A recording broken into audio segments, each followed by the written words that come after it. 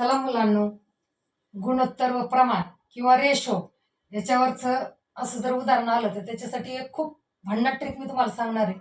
उदाहरण काय पहा, एस बी बरोबर 2:5, बीस सी बरोबर 3:4. तर एस बी बी सी हे गुणोत्तर आपल्याला काढायचे पहा.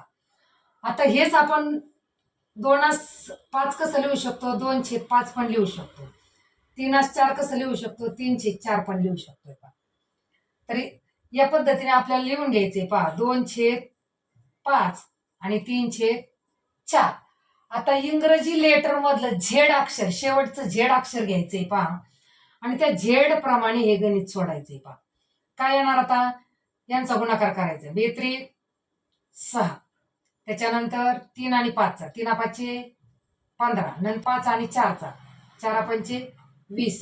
हेच आपलं उत्तर झालं. आहे की नाही सोपं? तर तुमच्यासाठी हे उदाहरण आहे पहा. हे उदाहरण सोडवा आणि कमेंट बॉक्स मध्ये नक्की उत्तर सांगा. आणि ही जर ट्रिक आवडली असेल तर व्हिडिओला लाईक अँड शेअर करा. फार सोपं.